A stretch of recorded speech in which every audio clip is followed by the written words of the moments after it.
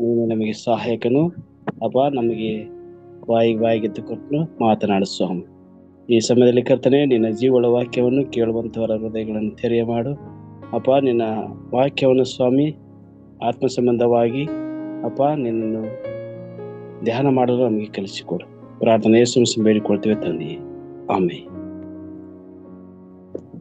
ದೇವರ ಪರಿಶುದ್ಧವಾದ ನಮಗೆ ಸ್ತೋತ್ರವಾಗಲಿ. ಈ ಮುಂಜಾನೆ ಜಾವದಲ್ಲಿ ಸೇರಿ ಬಂದಿರುವಂತ ಎಲ್ಲ ದೈವ ಸೇವಕರಿಗೂ ಮತ್ತು ಸಭೆ ಹಿರಿಯರಿಗೂ ಸಭೆಯವರಿಗೂ ನನ್ನ ವಂದನೆಗಳನ್ನು ತಿಳಿಸುವಂತನಾಗಿದ್ದೇನೆ.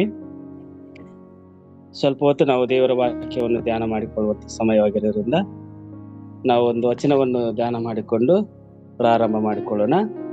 ಎಜ್ಕೇಲನ ಪ್ರವಾದನೆ ಗ್ರಂಥ 34ನೇ ಅಧ್ಯಾಯ 13ನೇ ವಚನದಲ್ಲಿ, ಜನಾಂಗಗಳ ವಶದಿಂದ ತಪ್ಪಿಸಿ ದೇಶಗಳಿಂದ ಒಟ್ಟುಗೂಡಿಸಿ ಸ್ವದೇಶಕ್ಕೆ ಬರಮಾಡಿ ಇಸ್ರಾಯೇಲಿನ ಬೆಟ್ಟಗಳಲ್ಲಿಯೂ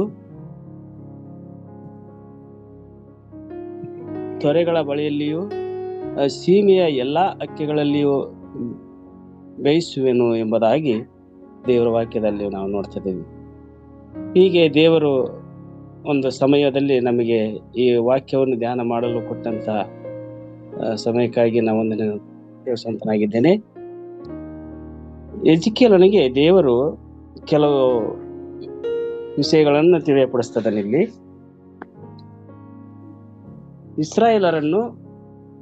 ಇಸ್ರಾಯೇಲರ ಅರಸರುಗಳು, ನಾಯಕರುಗಳು ಅವರನ್ನ ಯಾವ ರೀತಿಯಾಗಿ ನಡೆಸಿಕೊಂಡರು ಮತ್ತು ಕುರುಬರಿಗೆ ಬರುವಂತ ದಂಡನೆಗಳ ಕುರಿತು ಈಗ ನಾವು ಧ್ಯಾನ ಮಾಡಲಿಕ್ಕಿದ್ದೇವೆ. ಈ 23ನೇ ಅಧ್ಯಾಯದಲ್ಲಿ ನಾವು ಎಜ್ಕೇಲನ ಪ್ರವಾದನೆ ಗ್ರಂಥ 23ನೇ ಅಧ್ಯಾಯದಲ್ಲಿ ನಾವು ನೋಡುವಾಗ, ಕುರುಬರು ಕುರಿಗಳನ್ನು ಯಾವ ರೀತಿಯಾಗಿ ನಡೆಸಿಕೊಂಡರು ಎಂಬುದಾಗಿ ನಾವು ಅಲ್ಲಿ ಸ್ಪಷ್ಟವಾಗಿ ಕೆಲವೊಂದು ವಾಕ್ಯಗಳನ್ನ ನಾವು ನೋಡ್ತಾ ಇದೀವಿ. 23ನೇ ಅಧ್ಯಾಯ 3ನೇ ವಚನದಲ್ಲಿ ನಾವು ನೋಡ್ತಾ ಇದೀವಿ, ನೀವು ಕೊಬ್ಬಿನ ಮಾಂಸವನ್ನು ತಿನ್ನುತ್ತೀರಿ, ಉಣ್ಣೆಯ ಒದಿಕೆಯನ್ನು ಒದೆಯುತ್ತೀರಿ, ಕೊಬ್ಬಿದ ಕುರಿಗಳನ್ನು ಕಡಿಯುತ್ತೀರಿ, ಆದರೆ ಕುರಿಗಳನ್ನು ಮೇಯಿಸುವುದಿಲ್ಲ. ಆಹಾ, ನೀವು ದುರ್ಬಲವಾದವುಗಳನ್ನು ಬಲಪಡಿಸಲಿಲ್ಲ, ರೋಗದವುಗಳನ್ನು ಸ್ವಸ್ಥ ಮಾಡಲಿಲ್ಲ, ಮುರಿದ ಅಂಗಗಳನ್ನು ಕಟ್ಟಲಿಲ್ಲ, ಓಡಿಸಿದವುಗಳನ್ನು ಮಂದೆಗೆ ಸೇರಿಸಲಿಲ್ಲ, ತಪ್ಪಿಸಿಕೊಂಡವುಗಳನ್ನು ಹುಡುಕಲಿಲ್ಲ, ಅವುಗಳನ್ನು ಈ ಹಿಂಸೆ ಬಲಾತ್ಕಾರಗಳಿಂದ ಆಳುತ್ತಾ ಬಂದಿದ್ದೀರಿ ಎಂಬುದಾಗಿ ದೇವರ ವಾಕ್ಯದಲ್ಲಿ ನಾವು ನೋಡ್ತಾ ಇದ್ದೀವಿ. ಪ್ರಿಯರೇ,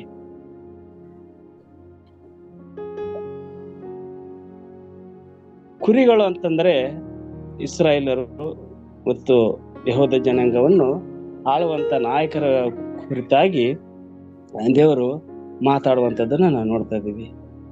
ಹೀಗೆ ಅವರನ್ನು ಯಾವ ರೀತಿಯಾಗಿ ನಡೆಸಿಕೊಂಡ್ರು, ಅವ್ರನ್ನ ಯಾವ ರೀತಿಯಾಗಿ ಹಿಂಸಿಸಿದ್ರು. ಅಲ್ಲಿ ಒಂದು ವಚನ ಹೇಳ್ತೈತಿ, ನಿಮ್ಮ ಹೊಟ್ಟೆಯನ್ನೇ ನೀವು ನೋಡಿಕೊಂಡಿರಿ, ನಿಮ್ಮ ಹಿತಕ್ಕಾಗಿಯೇ ನೀವು ಬಳಸಿಕೊಂಡ್ರಿ ಎಂಬುದಾಗಿ ಬಹಳ ಸ್ಪಷ್ಟವಾಗಿ ಆ ಅಧ್ಯಾಯದಲ್ಲಿ ನಾವು ನೋಡ್ತಾ ಇದ್ದೀವಿ. ಯಾಕೆ ಅಂತಂತಂದ್ರೆ, ಯೆಹೋಯಾಕೀನನ ಕಾಲದಲ್ಲಿ ಮತ್ತು ಹಿಜ್ಕೀಯನ ಕಾಲದಲ್ಲಿ, ಮನಸ್ಸೆಯ ಕಾಲದಲ್ಲಿ ನಡೆದಿರುವಂತ ಘಟನೆಗಳನ್ನು ನೋಡುವಾಗ ಬಹಳ ಒಂದು ದುಃಖಕರವಾದ ಸಂಗತಿಯನ್ನು ನಾವು ನೋಡ್ತಾ ಇದೀವಿ. ಅಲ್ಲಿ ಅರಸರುಗಳು, ನ್ಯಾಯಾಧಿಪತಿಗಳು ಜನಾಂಗಗಳನ್ನು ಆಳುವಂತ ನಾಯಕರುಗಳಾಗಿರೋದ್ರಿಂದ ಅವರಿಗೆ ಯಾವ ರೀತಿ ಜನರನ್ನು ಆಳಬೇಕು ಅಂತಕ್ಕದ್ದನ್ನು ಮರೆತು ತಮ್ಮದೇ ಆದಂತ ಒಂದು ಶೈಲಿಯಲ್ಲಿ ದೇವರ ಭಯ ಇಲ್ಲದೆ, ದೇವರ ಭಕ್ತಿ ಇಲ್ಲದೆ ಆ ರೀತಿಯಾಗಿ ನಡ್ಕೊಂಡಿದ್ರಿಂದ ಅವರಿಗೆ ದೇವರು ಬಹಳ ಕೋಪಗೊಂಡು ಅವರ ಮೇಲೆ ಒಂದು ರೌದ್ರವನ್ನು ತಾಳುವಂಥದ್ದನ್ನು ನಾವು ನೋಡ್ತಾ ಇದ್ದೀವಿ. ನೆಬೂಕದ್ನೆಚ್ಚರನಿಗೆ ಒಪ್ಪಿಸಿಕೊಟ್ಟು ಬಿಡ್ತಾರೆ ದೇವರು. ಅವರಿಗೆ ಅನೇಕ ಹಿಂಸೆಗಳು, ಅನೇಕ ಕಷ್ಟಗಳು ಬಂದು ಒದಗದುವುದನ್ನು ನಾವು ನೋಡ್ತಾ ಇದ್ದೀವಿ. ಯಾಕಿನನ ಕಾಲದಲ್ಲಿ ಕೂಡ ಈ ರೀತಿಯಾಗಿ ಕೆಟ್ಟದಾಗಿ ನಡೆಸಿಕೊಳ್ತಾರ. ಮತ್ತು ಅವನು ತೀರಿ ಹೋದ ಮೇಲೆ ಅವನ ಚಿಕ್ಕಪ್ಪನಾದ ಮತ್ತೆನ್ಯ ಅಂತ ಒಬ್ಬ ಅವರ ಚಿಕ್ಕಪ್ಪ ಆಗಿರ್ತಾನ. ಅವನಿಗೆ ಬಾಬೆಲಿನ ಅರಸನು ಅವನಿಗೊಂದು ಹೆಸರು ಕೊಡ್ತಾರ, ಚಿದ್ಕೀಯನು ಅಂತೇಳಿ. ಚಿದ್ಕೀಯನು ಎಂಬ ಹೆಸರು ಇದು ಇಸ್ರಾಯೇಲ್ ಇಟ್ಟದ್ದಲ್ಲ, ಬಾಬಿಲಿನ ಅರಸನು ಇಟ್ಟಂತ ಹೆಸರು ಇದು. ಹೀಗೈತಿ ನೋಡು, ನಾಯಕರುಗಳಿಗೆ ಹೆಸರು ಬದಲಾಯಿಸುವಂತ ಕಾಲ ಕೂಡ ಇದು ಆಗಿತ್ತು. ಅದು ಕ್ರಿಸ್ತಪೂರ್ವ 557ರಲ್ಲಿ ಇಸ್ರಾಯೇಲರನ್ನು ಬಾಬಿಲಿಗೆ ಸೆರೆ ಒಯ್ಯುವಂಥದ್ದನ್ನ ನೋಡ್ತಾ ಇದೀವಿ ನಾವು. ಚಿದ್ಕೀಯನು ಕೂಡ ದೇವರ ದೃಷ್ಟಿಯಲ್ಲಿ ಕೆಟ್ಟದ್ದಾಗಿ ನಡ್ಕೊಳ್ತಾ ಇದ್ದಾನ. ಮನಸ್ಸೇ ಕೂಡ ಅಷ್ಟೇ. ಮನಸ್ಸೇ ಕೂಡ ಬಹಳ ವಿಚಿತ್ರವಾಗಿ ಅನೇಕರ ಒಂದು ಪ್ರಾಣವನ್ನೇ ಹಾಳು ಮಾಡಿಬಿಡ್ತಾನ, ತೆಗೆದು ಬಿಡ್ತಾನ. ಅಂತ ಒಂದು ಕ್ರೂರಿ ಆಗಿರ್ತಾನೆ. ಲಾಸ್ಟಿಗೆ ಅವನು ಮನಸಾಂತರ ಎಂಬುದಾಗಿ ನಾವು ನೋಡ್ತಾ ಇದೀವಿ. ಇಲ್ಲಿ ಮುಖ್ಯವಾಗಿ ಏನಂತಂದ್ರೆ, ಕುರಿಗಳನ್ನು ಕಾಯುವಂತ ಕುರುಬನು ತನ್ನ ಕೆಲಸವನ್ನು, ತನ್ನ ದೇವರು ತನಗೆ ನೇಮಿಸಿರುವಂತ ಒಂದು ಜವಾಬ್ದಾರಿಕೆಯನ್ನು ಮರೆತು ಇದು ಅನ್ಯಾಯ ಅಕ್ರಮದಿಂದ ನಡ್ಕೊಳ್ಳುವಂಥದ್ದನ್ನು ನಾವು ಇಂದಿನವರೆಗೂ ಕೂಡ ನಾವು ನೋಡ್ತಾ ಇದ್ದೀವಿ. ದೇಶದ ಪ್ರಧಾನಮಂತ್ರಿ, ಮುಖ್ಯಮಂತ್ರಿ, ಶಾಸಕರುಗಳು, ಅನೇಕ ಅಧಿಕಾರಿಗಳು ಕೂಡ ಒಂದು ಭ್ರಷ್ಟಾಚಾರವನ್ನು ಮಾಡುತ್ತಾ ಜನರನ್ನು ಒಂದು ಹೀನ ಸ್ಥಿತಿಯಲ್ಲಿ ನಡೆಸುವಂಥದ್ದನ್ನು, ಅವರ ಇಷ್ಟಾನುಸಾರವಾಗಿ ಅವರಿಗೆ ಪೂಜೆ ಸ್ಥಳಗಳನ್ನು ಕಟ್ಟಿಕೊಡುವಂಥದ್ದು ಆಗಿರಲಿ, ಮತ್ತು ಅವರು ಕೇಳಿಕೊಂಡದ್ದೆಲ್ಲವನ್ನು ಅವರ ಒಂದು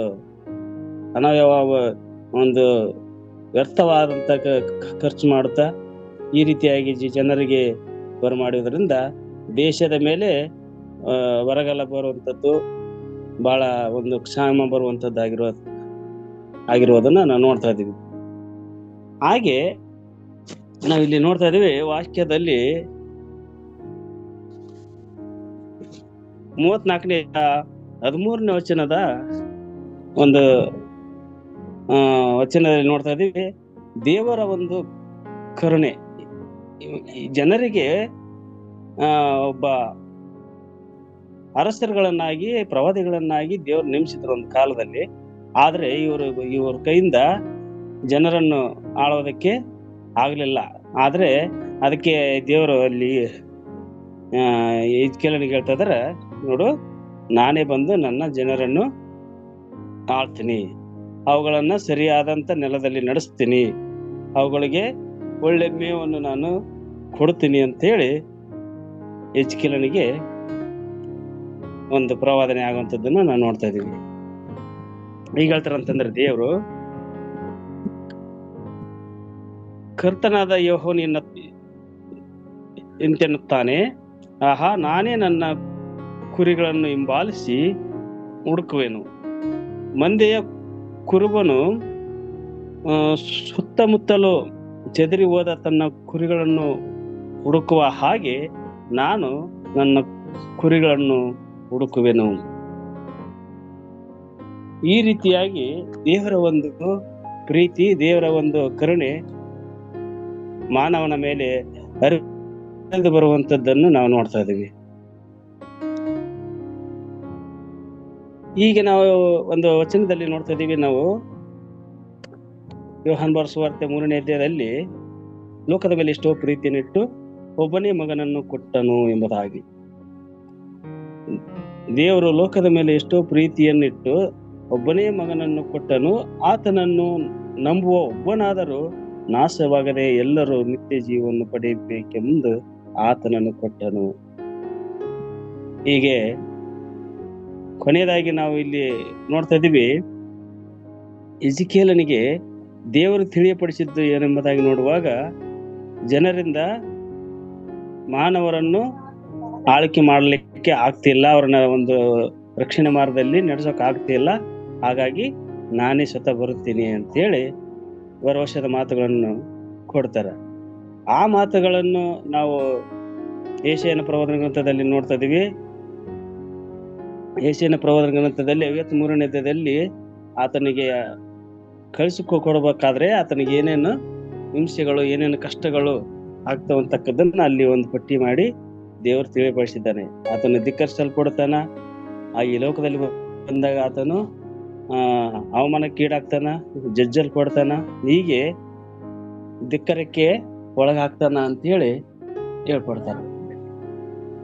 ಕುರಿಗಳನ್ನು ಕಾಯುವಂತವರಿಗೆ ಅಷ್ಟು ಸುಲಭವಾದಂತ ಬಹುಮಾನಗಳು ಸಿಗೋದು ಲೋಕದಲ್ಲಿ ಕಷ್ಟ. ಹಿಂಸೆಗಳು, ಕಷ್ಟಗಳು ಸಹಜ. ಹಾಗಾಗಿ ಈ ಕುರಿ ಕಾಯುವಂತ ಕುರುಬರು ಯಾವ ರೀತಿ ಜೀವಿಸಬೇಕೆಂಬುದಾಗಿ ವಾಕ್ಯದಲ್ಲಿ ನೋಡ್ತಾ ಇದೀವಿ. ಅವರು ಯಥಾರ್ಥವಂತರು, ಸುಜ್ಞಾನರು, ಮತ್ತು ಅವರು ದೇವರ ಚಿತ್ತಕ್ಕನುಸಾರವಾಗಿ ಜೀವಿಸಬೇಕು, ಜನರನ್ನು ಆಳಬೇಕೆಂಬುದಾಗಿ ದೇವರ ಒಂದು ಚಿತ್ತವಾಗಿರ್ತದೆ. ಅದಕ್ಕೆ ನಾನೇ ನನ್ನ ಕುರಿಗಳನ್ನು ಕಾಯ್ತೀನಿ ಅಂತೇಳಿ ದೇವರ ಪ್ರೀತಿ ಲೋಕದ ಮೇಲೆ ಹರಿದು ಬರುವುದನ್ನು ನಾವು ನೋಡ್ತಾ ಇದ್ದೀವಿ. ಈ ಒಂದು ವಚನವನ್ನು ಆಧಾರದಲ್ಲಿ ಇಟ್ಟುಕೊಂಡು ಮಿಷನರಿ ಆಗಿರುವಂತ ಥಾಮಸ್ ವಾಕರ್ ಅವರ ಚರಿತ್ರೆಯನ್ನು ನಾವು ಈಗ ನೋಡ್ತಾ ಇದ್ದೀವಿ. ಅವರು ದೇವರ ವಾಕ್ಯಕ್ಕೆ ಒಡಂಬಟ್ಟು ಅವರು ಹೇಗೆ ಜೀವಿಸಿದ್ರು, ಅವರು ಎಲ್ಲೆಲ್ಲಿ ಸೇವೆ ಮಾಡಿದ್ರು ಎಂಬುದಾಗಿ ಸ್ವಲ್ಪ ಹೊತ್ತು ಅವರನ್ನು ನಾವು ಧ್ಯಾನ ಮಾಡಿಕೊಳ್ಳೋಣ. ಅವರು 1859ರಲ್ಲಿ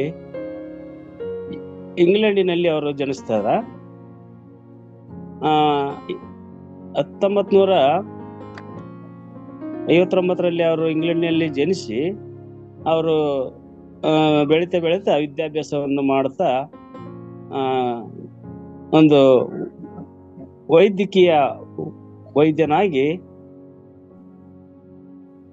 ತರಬೇತಿ ಪಡಿತಾರೆ. ಒಬ್ಬ ಡಾಕ್ಟರ್ ಆಗಿ ಅವರು ಒಂದು ಕೆಲಸ ಮಾಡುವಾಗ ಇತ್ತೀಚೆಗೆ ಅವರಿಗೆ ದೇವರ ಸೇವೆ ಮಾಡಬೇಕು ಅಂತೇಳಿ ಒಂದು ಆಸೆ ಬರ್ತೈತಿ. ಅವರು ಹಡ್ಸನ್ ಟೇಲರ್ ಮತ್ತು ಇತರ ಸುವಾರ್ತೆಗಳಿಂದ ಪ್ರೇರಿತರಾಗಿ ಅವರು ಸಭೆಯ ಸುವಾರ್ತೆ ಸೊಸೈಟಿ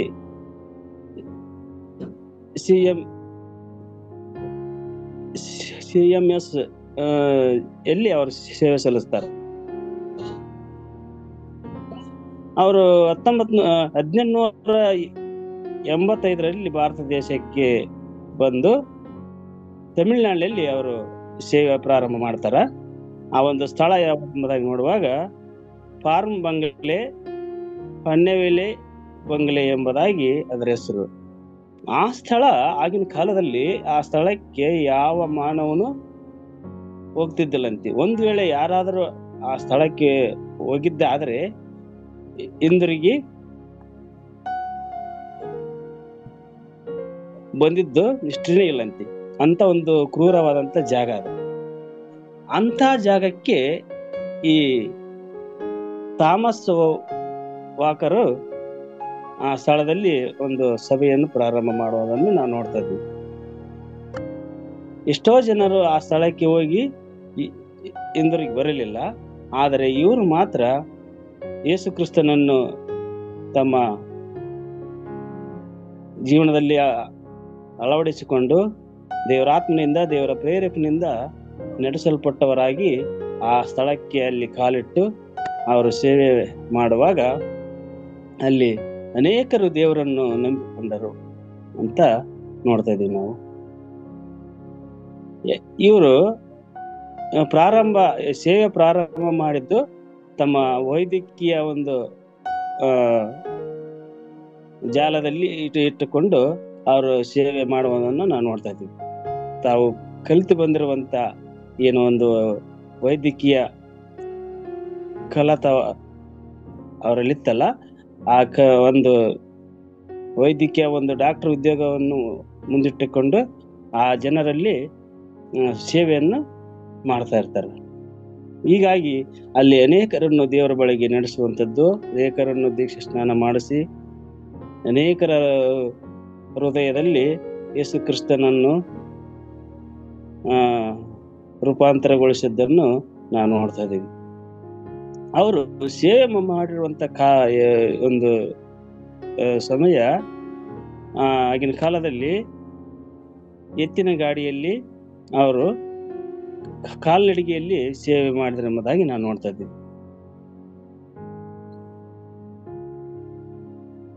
ಹೀಗೆ ಅವರು ಒಂದು ಜೀವಮಾನವೆಲ್ಲ ಕರ್ತನಿಗಾಗಿ ಸೇವೆ ಸಲ್ಲಿಸಿರುವಂತದ್ದನ್ನು ನಾವು ನೋಡ್ತಾ ಇದ್ದೀವಿ. ಹಾಗೆ ಅವರು ಒಂದು ವಚನವನ್ನು ಮುಂದಿಟ್ಟುಕೊಂಡು ಇಲ್ಲಿ ಹೇಳ್ತಾ ಇದಾರ. ಮತ್ತಾಯನ ಬರೆದ ಸುವಾರ್ತೆ 25ನೇ ಅಧ್ಯಾಯ 40ನೇ ವಚನದಲ್ಲಿ, ಈ ನನ್ನ ಸೋದರರಲ್ಲಿ ಕೇವಲ ಅಲ್ಪನಾದವನಿಗೆ ಏನೇನು ಮಾಡುತ್ತಾರೋ ಅದನ್ನು ನನಗೂ ಮಾಡಿದ ಹಾಗಾಯಿತು ಎಂದು ನಿಮಗೆ ಸತ್ಯವಾಗಿ ಹೇಳುತ್ತೇನೆ ಅಂದನು. ಯೇಸು ಕ್ರಿಸ್ತನು ಹೇಳಿದಂತ ಮಾತುಗಳನ್ನು ಅವರು ಬಹಳ ತಮ್ಮ ಮನಸ್ಸಿನಲ್ಲಿ ಆಳವಾಗಿ ಧ್ಯಾನ ಮಾಡುತ್ತಾ, ಈ ಲೋಕದಲ್ಲಿ ಏನಾದರೂ ನಾವು ಮಾಡಬೇಕು, ಹೇಗಾದರೂ ನಾನು ಸುವಾರ್ತೆಯನ್ನು, ಕ್ರಿಸ್ತನ ಒಂದು ಸುವಾರ್ತೆಯನ್ನು ಸಾರಬೇಕು ಎಂಬುದಾಗಿ ಅವರು ಸುವಾರ್ತೆಯಲ್ಲಿ ಸೇವೆ ಮಾಡುವಂಥದ್ದನ್ನು ನಾವು ನೋಡ್ತಾ ಇದ್ದೀವಿ. ಹೀಗೆ ಮತ್ತು ಅವರ ಜೀವದಿಂದ ನಮ್ಮ ಜೀವಕ್ಕೆ ಅನಿಸಿಕೆ ಆಗುವಂಥದ್ದು ಏನಂತಂದ್ರೆ, ಹೇಳ್ತಿದ್ರ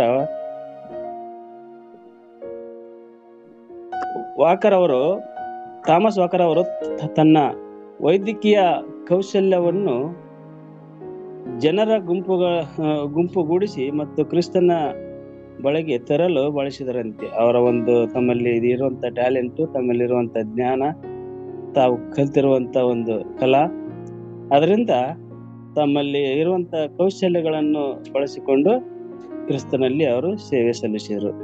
ಈಗಿನ ಕಾಲದಲ್ಲಿ ಕೂಡ ಒಂದು ದೇವರ ಹಾಡುಗಳನ್ನು ಹಾಡುತ್ತಾ ಮತ್ತು ಹಾಡುಗಳ ಮೂಲಕ, CD ಕ್ಯಾಸೆಟ್ಗಳ ಮೂಲಕ ಅನೇಕ ದೇವರನ್ನು ಆರಾಧಿಸುವಂಥದ್ದು, ದೇವರ ಸುವಾರ್ತೆಯನ್ನು ಸಾರುವಂಥದ್ದನ್ನು ನಾವು ಸೇವಕರಲ್ಲಿ ನಾವು ನೋಡ್ತಾ ಇದ್ದೀವಿ.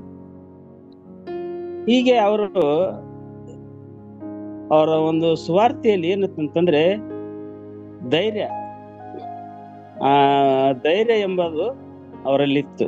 ಎಂಥ ಸ್ಥಳದಲ್ಲಿ ಆದ್ರೂ ಕೂಡ ಎಲ್ಲಿ ಬೇಕಾದ್ರೂ ನಾನು ಸುವಾರ್ತೆ ಸಾರ್ತೀನಿ, ನಾನು ಕ್ರಿಸ್ತನಿಗಾಗಿ ಏನಾದರೂ ನನ್ನ ಪ್ರಾಣ ಹೋದ್ರು ಸರಿ ಅಂತೇಳಿ ಅಂತ ಬಂಗ್ಲೆಯಲ್ಲಿ ಅವರು ಅನೇಕ ವರ್ಷಗಳ ಕಾಲ ಸೇವೆ ಮಾಡುವುದನ್ನು ನೋಡ್ತಿದ್ವಿ. ಅವರು ಒಟ್ಟು 23 ವರ್ಷ ಈ ಲೋಕದಲ್ಲಿ ಜೀವಿಸಿ ಕ್ರಿಸ್ತನಿಗಾಗಿ ಸೇವೆ ಸಲ್ಲಿಸುವಂಥದ್ದನ್ನು ನಾವು ಇಲ್ಲಿ ನೋಡ್ತಾ ಇದ್ದೀವಿ. ಹಾಗೆ ನೋಡ್ತಾ ಇದೀವಿ ಇಲ್ಲಿ ಸವಾಲುಗಳು, ಅವರು ಒಂದು ಸವಾಲುಗಳು ಹಾಕಿಕೊಳ್ತಾರೆ. ನಾವು ಹೀಗೆ ಸೇವೆ ಮಾಡಬೇಕು, ನಾನು ಸವಾಲುಗಳನ್ನು ಹಾಕಿಕೊಂಡು ದೇವರ ಸಭೆಯಲ್ಲಿ, ದೇವರ ಸನ್ನಿಧಿಯಲ್ಲಿ ನಾನು ಸೇವೆ ಸಲ್ಲಿಸಬೇಕೆಂಬುದಾಗಿ ದೇವರ ಒಂದು ಕರುಣೆ, ದೇವರ ಒಂದು ಪ್ರೀತಿಯನ್ನು ಅವರು ಜ್ಞಾಪಕ ಮಾಡಿಕೊಂಡು ಮನಸ್ಸಿನಲ್ಲಿಟ್ಟುಕೊಂಡು ಸುವಾರ್ತೆಯನ್ನು ಸಾರುವಂತದ್ದನ್ನು ನಾವು ನೋಡ್ತಾ ಇದ್ದೀವಿ. ಅದೇ ರೀತಿಯಾಗಿ ನಮ್ಮ ಕಲ್ವರಿ ಚಾಪಲ್ ಈ ದಿನ ಧ್ಯಾನದಲ್ಲಿ ಕೂಡ ಅಲ್ಲಿ ನೋಡ್ತಾ ಇದ್ದೀವಿ ದೇವರ ಒಂದು ಕರುಣೆ ಅಂತೆಂಬುದಾಗಿ, ಮನುಷ್ಯರಲ್ಲಿ ಭರವಸೆ ಎಂಬುದಾಗಿ ಇವತ್ತಿನ ತಲೆಬರದಲ್ಲಿ ಕೂಡ ಅಲ್ಲಿ ಯೆರೆಮೀಯನಿಗೆ ದೇವರು ಹೇಳ್ತಾ ಇದಾರ, ಯೆಹೋವನು ಈಗ ಅನ್ನುತ್ತಾನೆ, ಮಾನವ ಮಾತ್ರದವರಲ್ಲಿ ಭರವಸೆ ಬಿಟ್ಟು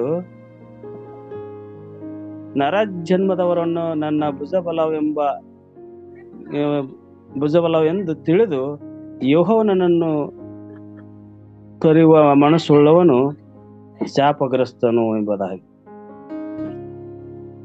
ಈ ರೀತಿಯಾಗಿ ನಾವು ಜನರನ್ನು ಭುಜಬಲವೆಂದು ತಿಳಿದು ಯೆಹೋವನನ್ನು ತೊರೆದು ಸೇವೆ ಮಾಡುವುದಾದರೆ ನಾವು ಶಾಪಗ್ರಸ್ತರಾಗ್ತೀವಿ.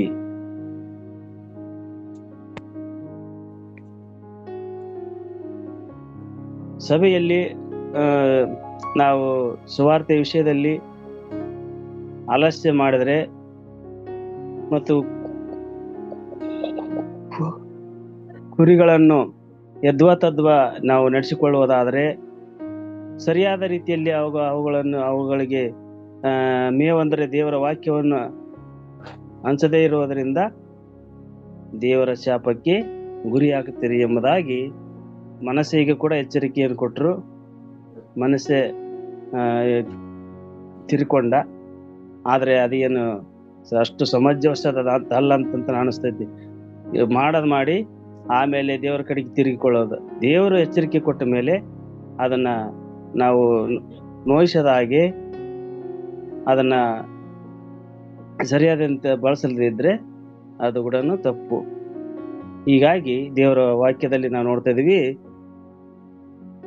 ಕುರುಬರು ದೇವರ ಮಂದಿಯನ್ನು ಹೇಗೆ ನಾವು ಜವಾಬ್ದಾರಿ ನೋಡಿಕೊಳ್ಬೇಕು ಅಂತಕ್ಕದ್ದನ್ನು ಇಲ್ಲಿ ಹೆಚ್ಚು ಒತ್ತಾಗಿ 23ನೇ ಅಧ್ಯಾಯದಲ್ಲಿ ನಾವು ಕಾಣ್ತಾ ಇದ್ದೀವಿ.